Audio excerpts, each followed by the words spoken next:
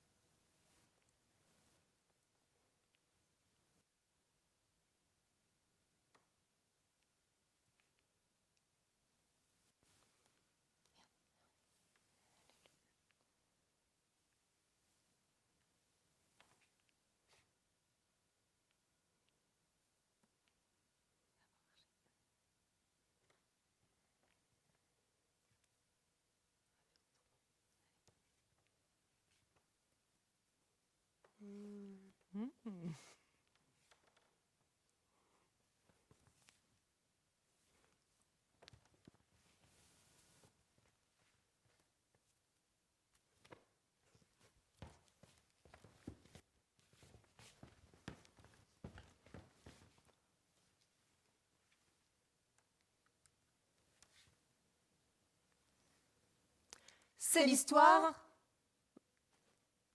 d'une mère et de sa fille.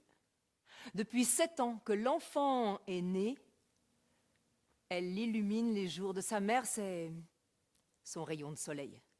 La mère, pour la fille, c'est sa boussole. Tous les jours, elle accompagne l'enfant sur les chemins de la vie. La fillette, c'est le portrait craché de sa mère. Les mêmes grands yeux sombres, le même nez qui jappe à la lune, les mêmes cheveux frisés, ébouriffés. indomptables. Elles se ressemblent, mais tellement. Un jour, la mère tombe gravement malade. Et quand elle comprend que les jours lui sont comptés, elle sent grandir en elle une peur. La peur du vide qu'elle va laisser dans la vie de sa petite fille. Qui va prendre soin d'elle? Qui va la protéger? Elle veut une solution. Quelque chose pour adoucir la solitude à venir ou peut-être même combler le manque. Elle a une idée. Elle appelle l'enfant, la fait asseoir juste à côté d'elle et elle lui tend un petit coffret. Ne l'ouvre pas tant que je suis en vie. D'accord? Promets-moi de ne l'ouvrir que dans les moments de grande joie ou de grande tristesse. La fillette promet. Et quand sa mère ferme les yeux pour toujours, accablée par le chagrin, la première chose qu'elle fait, c'est d'ouvrir son petit coffret. Et là, au fond de la boîte, il y a le visage de sa mère. Elle pleure, elle aussi. Elle partage sa peine. Alors depuis ce jour, la fillette ne se sépare plus du coffret. Et comme elle l'a promis à sa mère, elle l'ouvre. À chaque gros chagrin, à chaque grand bonheur. Et chaque fois, sa mère est là. Elle rit aussi. Elle pleure avec elle. Elle partage tout. Les années passent et la petite fille devient une jeune femme. Et la jeune femme fait un beau rêve, en présence de sa mère. Le lendemain, dès le réveil, elle ouvre la boîte pour tout lui raconter. Mais sa mère parle en même temps qu'elle. Alors elle se tait pour l'écouter. Sa mère se tait à son tour. Elle parle de nouveau. Sa mère parle encore.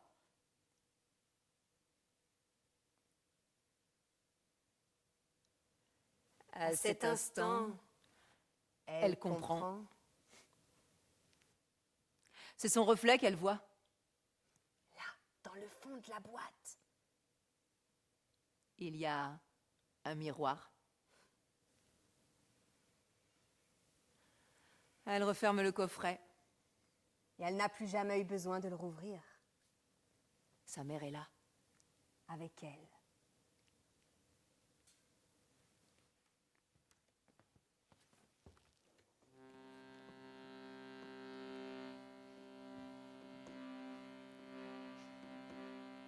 Hoi peyo peyo lo hale nauketa jinen insa hoera Hirune saneta gero gero gero Hirune saneta gero gero bai Hoi peyo peyo hirundi ateta jinen insa hoera Hasta el casaneta, gero, gero, gero, hasta el casaneta, gero, gero, bye.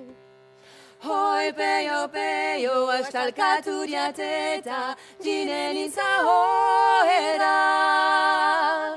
Argiaduneta, biar, biar, biar, argiaduneta, ginenins biar.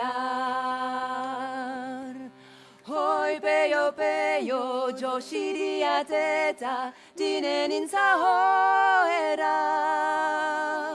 Argiaduneta, biar, biar, biar, argiaduneta, dinen ins biar.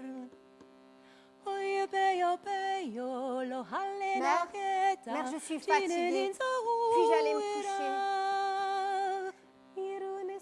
File. Et après, on verra.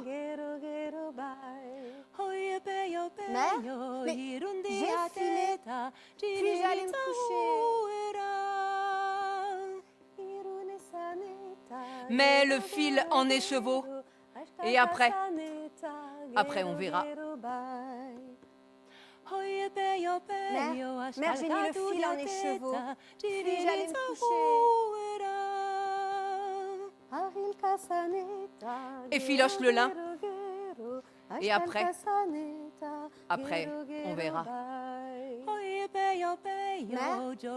Mère, j'ai cousu. Puis-je aller me coucher? Il fait jour. Demain,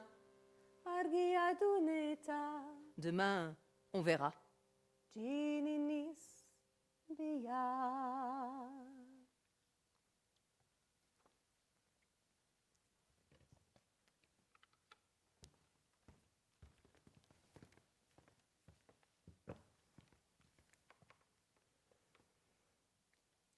L'hiver, le brouillard.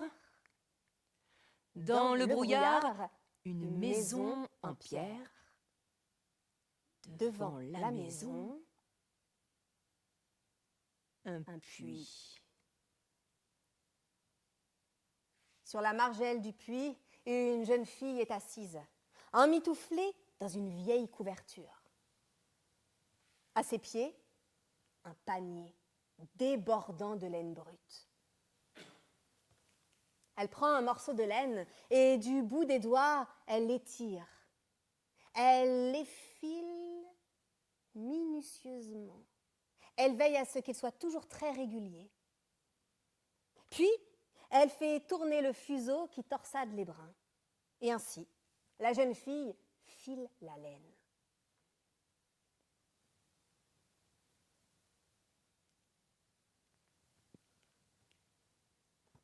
Dans la maison, derrière les carreaux, il y a sa marâtre, sa belle-mère. Elle la surveille. Elle contrôle son travail, elle veille à ce que le panier soit toujours rempli de laine. Elle est là pour travailler.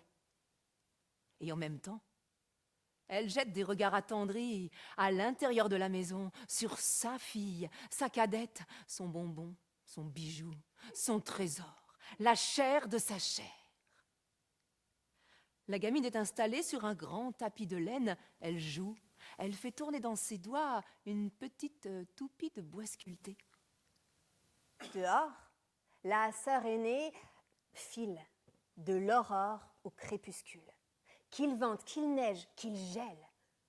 Et quand elle a trop froid, discrètement, elle pose quelques instants le fuseau et et elle plonge ses mains dans la laine. Ça la réchauffe un petit peu.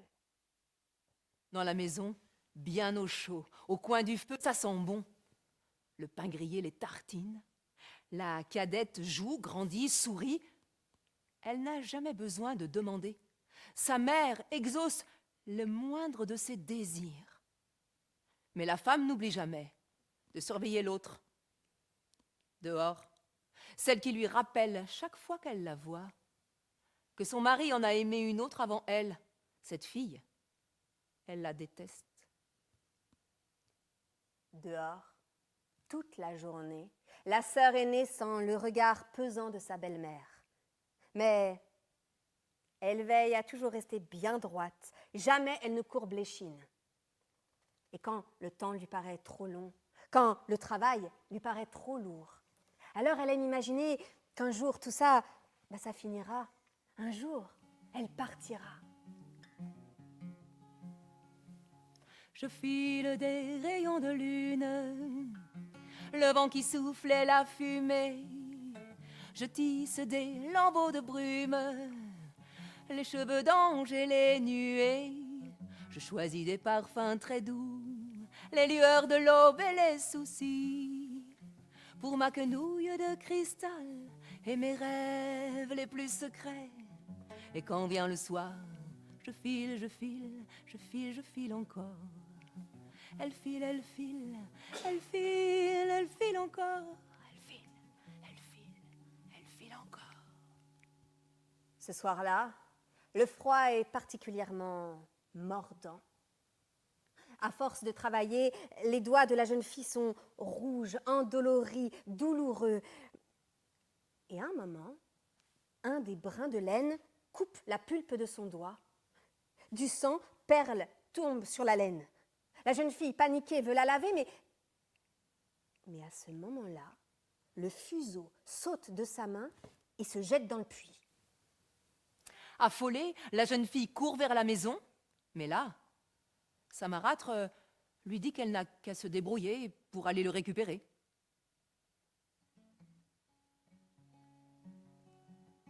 Alors la jeune fille fait demi-tour.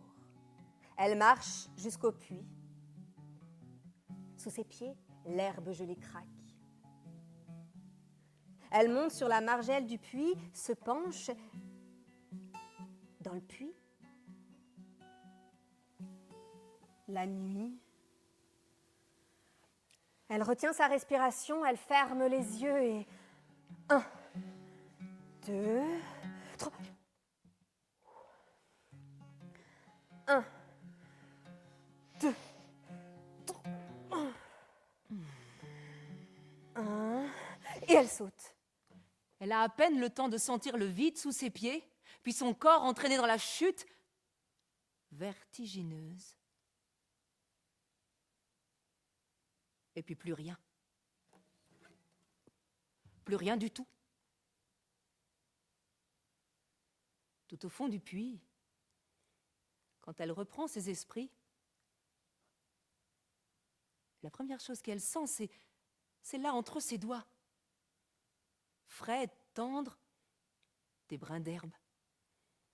Elle entr'ouvre les yeux, le soleil l'éblouit, mais à travers ses rayons, il y a un ciel immensément bleu. Elle est allongée dans un pré, bordé d'arbres. Il fait doux, un vent frais la caresse.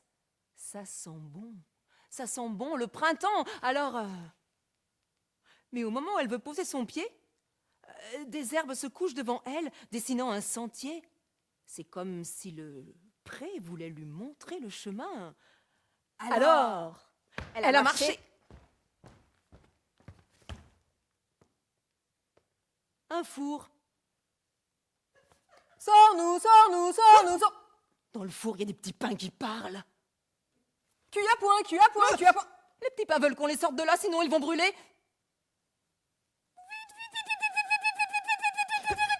Elle prend les pains, elle les sort du four. Hey! Secoue-moi.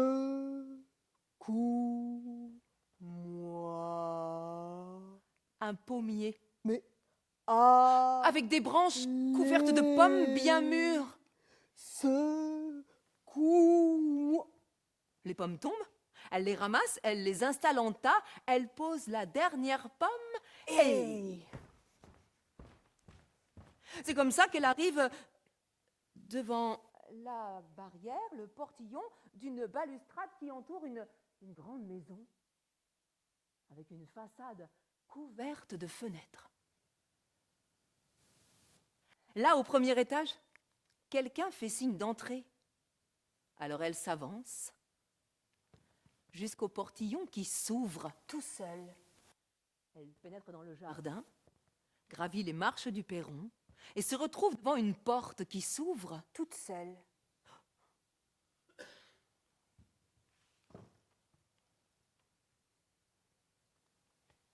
Une dame.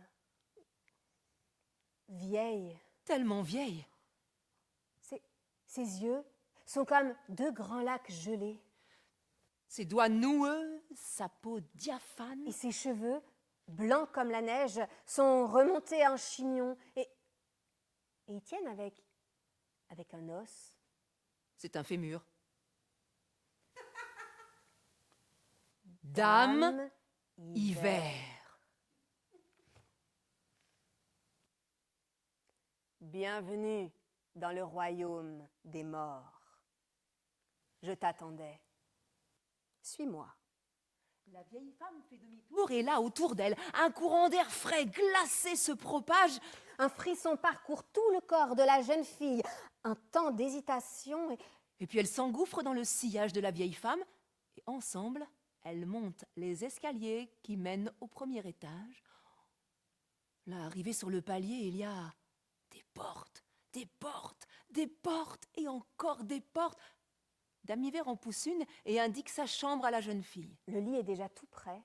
Et puis, elle l'entraîne à l'autre bout de la maison et elle s'arrête devant une grande porte de bois sculpté avec une poignée en métal doré.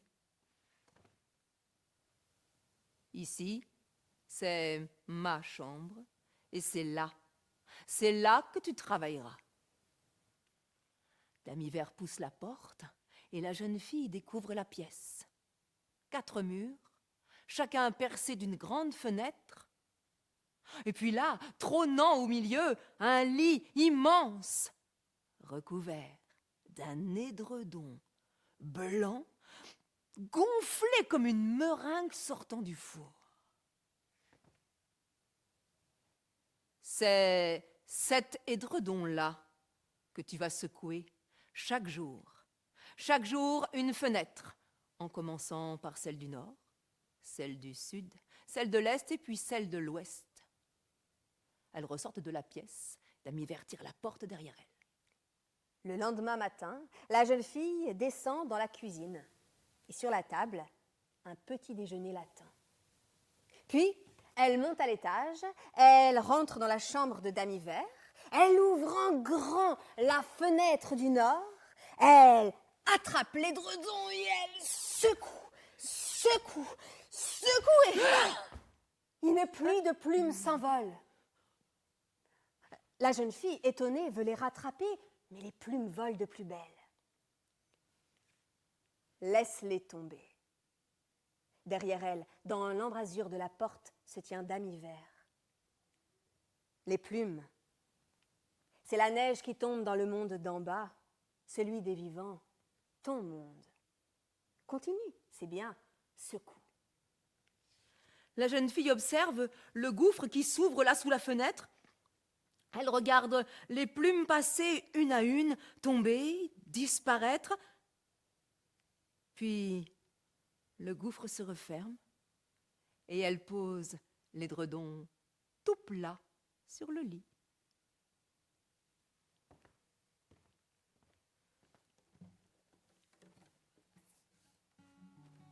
C'est ainsi que tous les jours, la jeune fille fait voler les plumes. Elle fait tomber la neige. Je répands des nuages de plumes, le vent qui souffle et les gelées. Je drape la terre de silence, de cheveux d'ange et de nuées. sous le manteau de glace, les bourgeons et les promesses de l'aube, pour ma quenouille de cristal et mes rêves les plus secrets.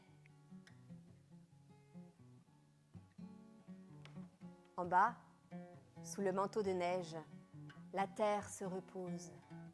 Les graines se préparent à germer, elles attendent le printemps. Quand la neige aura fondu, Il y aura de l'eau dans les torrents. des bourgeons, des fleurs, le soleil, L'été. les fruits, les blés, Et quand viendra l'automne, on mangera des pommes. le vent, La pluie, le froid la neige et de nouveau l'hiver.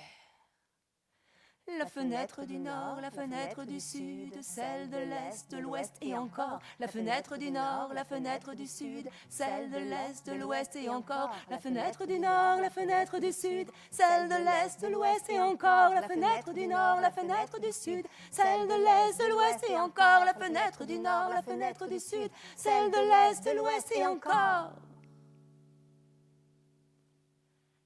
La jeune fille se sent bien aux côtés de la vieille femme. Elle est heureuse chez Dame Hiver. Elle adore son travail. Et pourtant, depuis quelque temps, elle sent monter en elle un besoin, une envie, retourner là d'où elle vient. Un matin, elle descend dans la cuisine trouver Dame Hiver. Et elle ose lui avouer qu'elle a besoin, qu'elle a envie de partir. La femme la regarde et un immense sourire illumine tout son visage. Ça me plaît. Ça me plaît ce que tu me dis là. Dame Hiver prend dans ses grands doigts noueux la main de la jeune fille. Elle la serre un peu, les yeux dans les yeux. Tu es prête? Suis-moi. Toutes les deux, elles quittent la cuisine, elles sortent de la maison et elles marchent à travers champs au milieu des grandes herbes. Direction une petite colline. Il y a un petit vent frais, ça sent bon le printemps.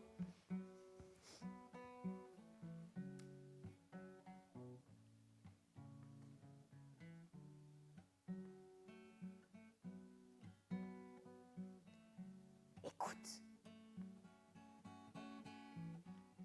La voix du feu s'entend.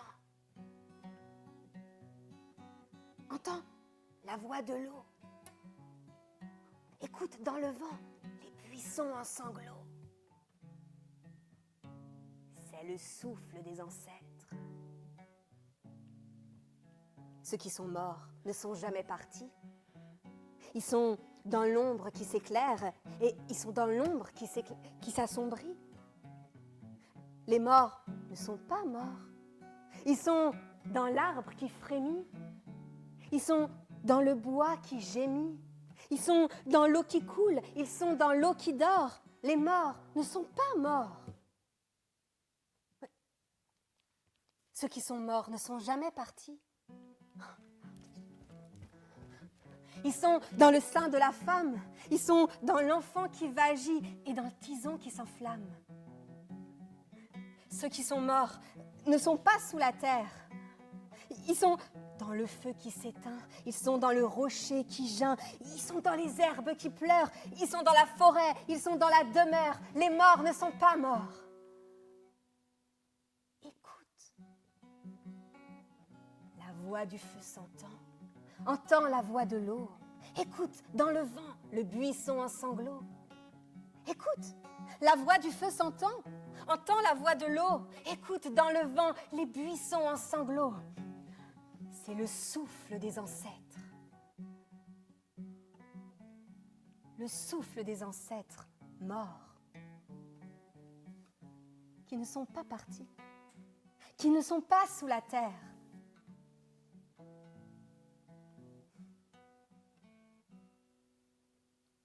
Qui ne sont pas morts.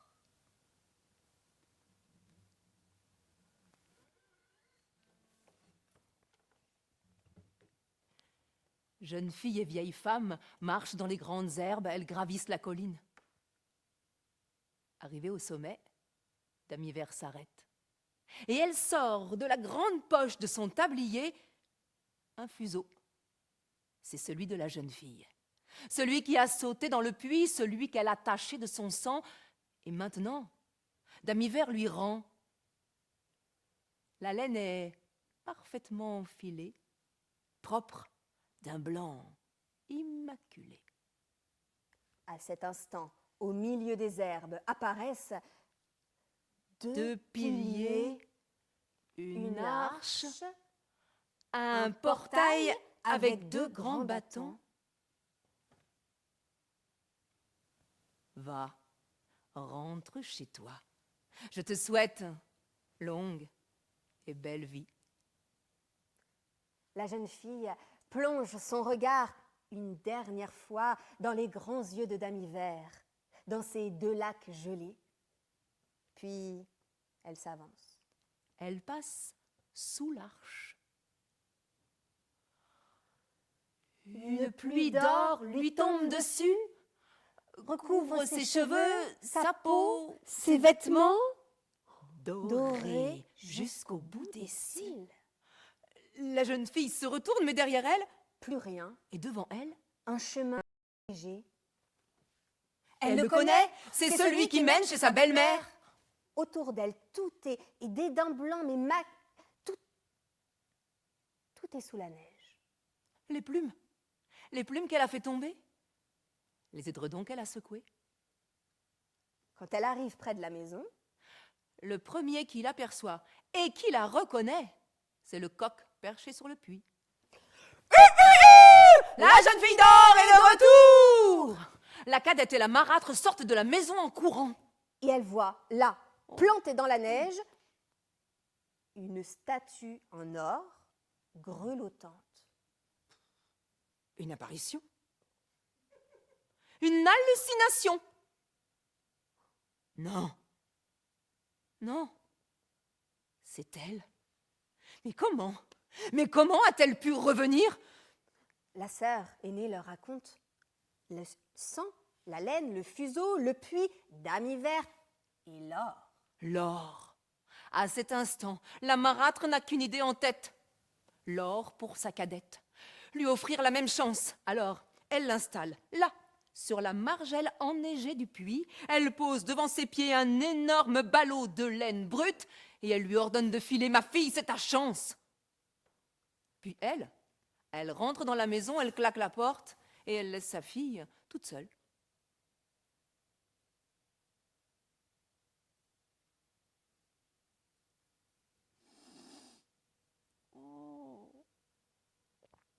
Mais ça sent pas bon.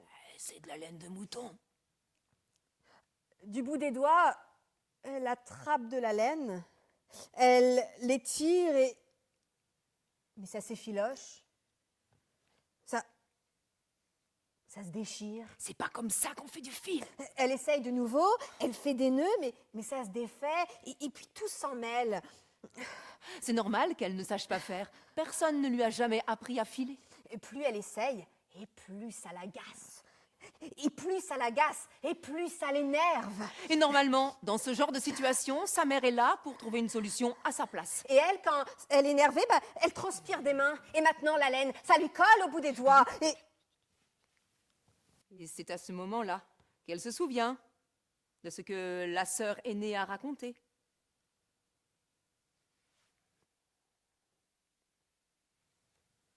Elle plonge sa main dans un roncier. Elle serre jusqu'à ce que les épines lui percent la peau, jusqu'à ce que les ronces la fassent saigner. Puis, elle essuie sa main ensanglantée sur la laine. Elle attrape le panier, la laine, le fuseau. Elle lance le tout dans le puits et elle saute à la suite. Elle n'a même pas le temps de sentir le vide sous ses pieds. Juste son corps lancé dans la chute, à la poursuite du ballot, du fuseau, et puis plus rien. Et là, au fond du puits, quand elle reprend ses esprits, la première chose qu'elle voit, c'est le sentier, les traces dans le pré. Alors, un four. Sors-nous, sors-nous, sors-nous. Elle a autre chose à faire que de jouer à la boulangère.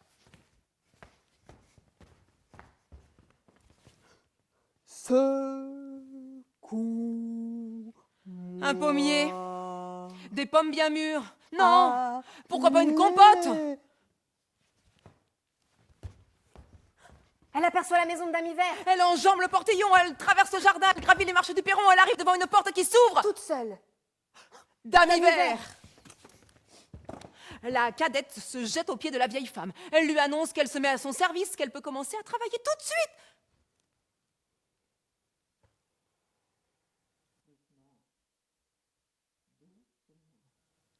Je t'attendais.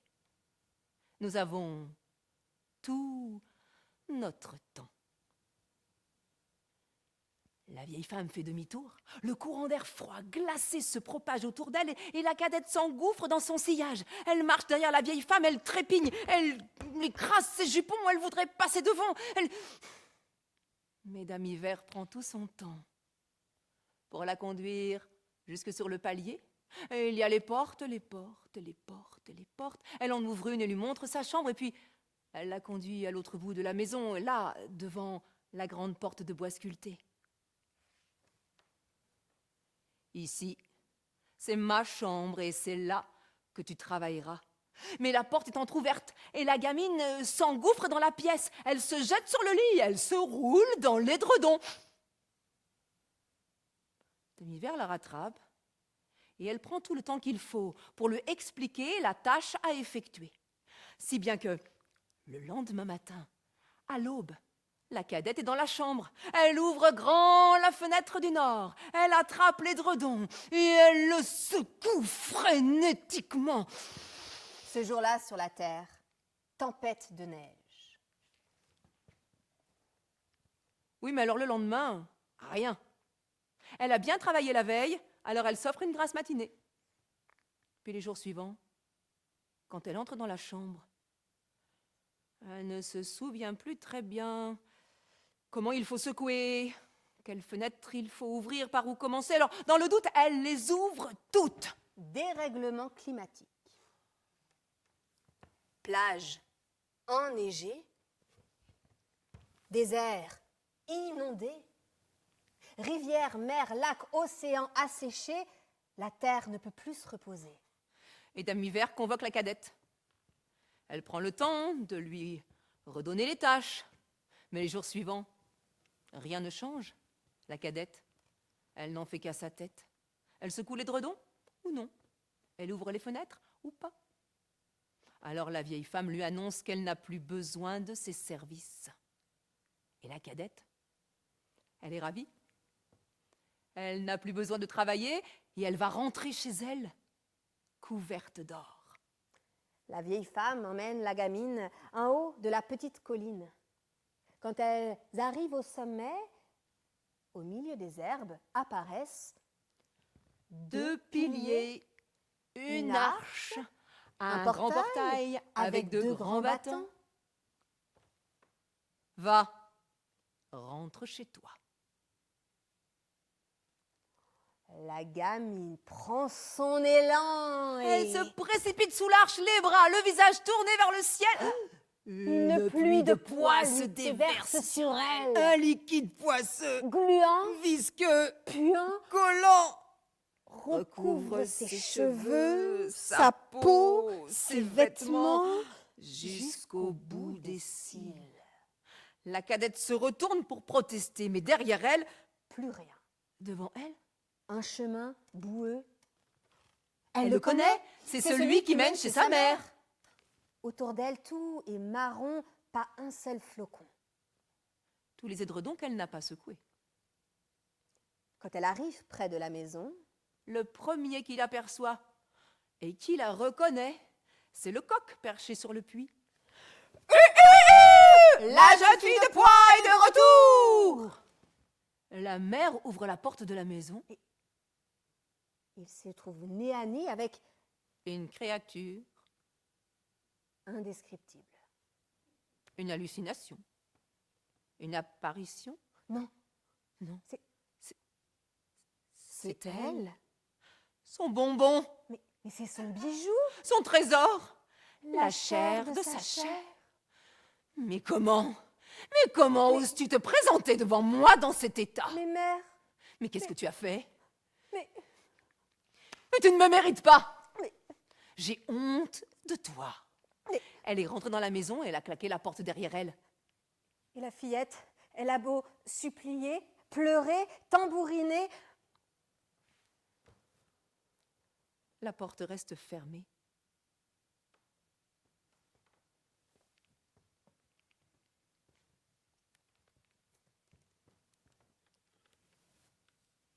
La cadette marche. Elle traverse tout le jardin. Elle marche jusqu'à la mare. Et là, elle s'agenouille. Et dans l'eau, elle frotte, elle lave, elle nettoie, elle gratte. Elle s'énerve, elle s'agite, elle trouble la surface de la mare. Mais tout au fond de la mare, rien ne bouge. Tout est calme. Tout au fond de la mare, il y a de la vase, de la boue. Et dans la vase, dans la boue, une colonie de larves. Elles grouillent, simplement, tranquillement. Mais parmi toutes ces larves, il y en a une qui se pose des questions. Elle aimerait tellement savoir pourquoi, régulièrement, un des membres de la colonie est aspiré vers les grandes herbes vertes qui remontent à la surface. Comme si elle était collée, se met à monter, monter sans jamais plus s'arrêter, disparaît et ne revient jamais. Elle se renseigne, elle questionne, et personne ne lui répond. Et avec le temps, elle oublie la question, elle retourne se contenter de grouiller avec les autres.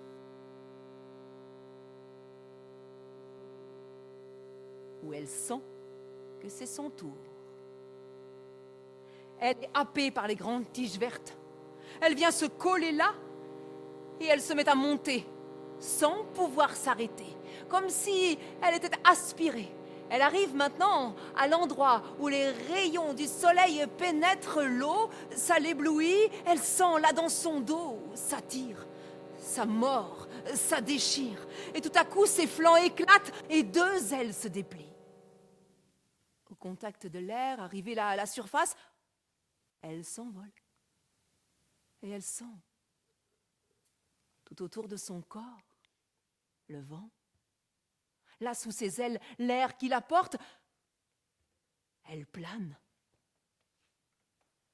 Elle pique, elle décolle, elle virevolte, elle looping, elle vole. Toute la journée, jusqu'au soir, où elle revient fatiguée, se poser sur une grosse feuille de nénuphar à la surface de la mare.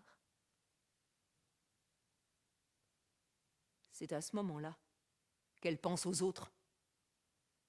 En bas, il faut absolument qu'elle aille leur dire ce qui se passe quand on remonte à la surface. Alors elle rassemble ses forces, elle décolle, elle monte aussi haut qu'elle peut, et puis elle se lance dans un piquet vertigineux, mais... Arrivée là, à la surface de l'eau, impossible de passer. Elle remonte, encore plus haut. Elle pique, encore plus fort.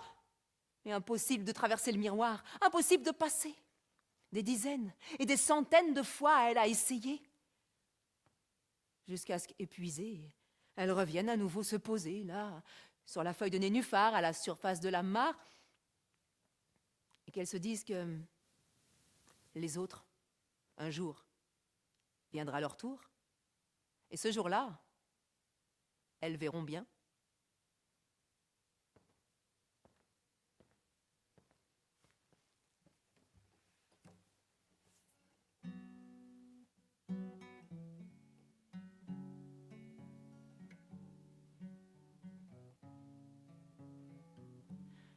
Là, sur le bord de la mare, il y a toujours la cadette.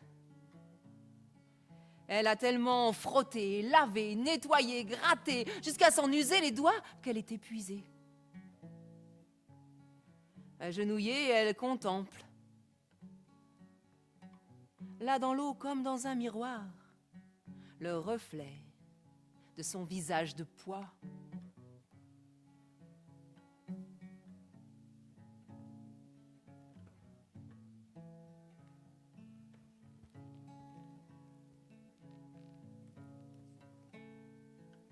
À la surface de l'eau, juste à côté de son visage, apparaît un autre reflet.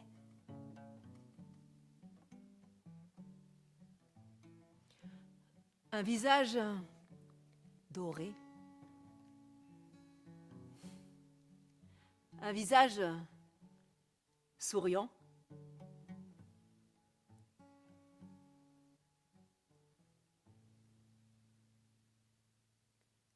Sa sœur.